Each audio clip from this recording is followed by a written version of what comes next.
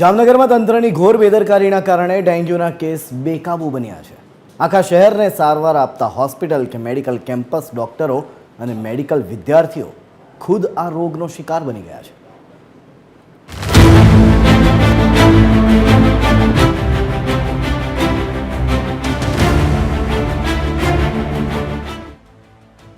જામનગરની જાણીતી MP Shah medical કોલેજનું વિશાળ કેમ્પસ આજે ખુદ બીમાર છે। અહીં ચાલી રહેલા આડેધડ બાંધકામ અને તોડફોડના કારણે ઠેર ઠેર પાણી ભરાયા છે, જે મચ્છરોનો ત્રાસ ખૂબ વધી ગયો છે। આ જ કારણે ડેન્ગ્યુએ અહીં પોતાનો પગ પેસારો કર્યો છે।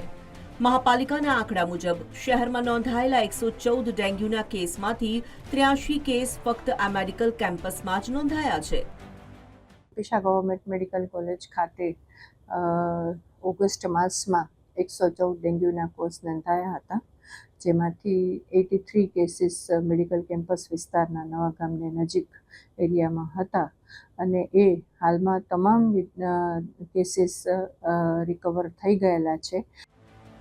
મેડિકલ કોલેજમાં ડેન્ગ્યુનો કહેર એટલો વધી ગયો છે કે તેની સીધી અસર વિદ્યાર્થીઓ પર પણ પડી રહી છે। સૂત્રો અનુસાર તાજેતરમાં ચાલી રહેલી MBBSની પરીક્ષામાં 32 વિદ્યાર્થીઓએ ડેન્ગ્યુના કારણે હોસ્પિટલના ખાટલેથી પરીક્ષા આપવી પડી હતી, કારણ કે મચ્છરોનું પ્રમાણ હોસ્ટેલ અને રહેઠાણ વિસ્તારમાં સૌથી વધુ જોવા મળ્યું છે।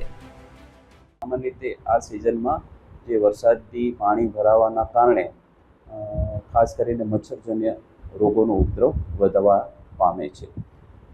જામનગર કોર્પોરેશન એરિયામાં આરોગ્ય શાખાની 13 આરોગ્ય કેન્દ્ર અને એના ટીમ દ્વારા લોકોના ઘરે ઘરે સર્વે કરી અને આ રીતે કામગીરી કરતા હોય છે અને લોકોને ખાસ કરીને પોતાના ઘરમાં જે પાણી ભરવાના જે ખુલ્લા પાત્રો છે, જેના ઢાંકણા નથી, એમાં ખાસ કરીને ડેન્ગ્યુ, ચિકનગુનિયા અને મલેરિયાના મચ્છરના લાર્વા બને છે અને એનાથી મચ્છરનો ઉપદ્રવ વધે છે। આ પરિસ્થિતિ માટે કોલેજ વહીવટી તંત્ર અને મહાપાલિકા બંને જવાબદાર હોવાનું કહેવાય છે। મહાપાલિકાના આરોગ્ય વિભાગે તપાસ કરી હોવા છતાં કોઈ નક્કર કાર્યવાહી કરવામાં આવી નથી, જ્યારે કોલેજ તંત્ર માત્ર કાગળ પર કાર્યવાહીના દાવા કરી રહ્યું છે, પરંતુ વાસ્તવિકતા જુદી જ છે।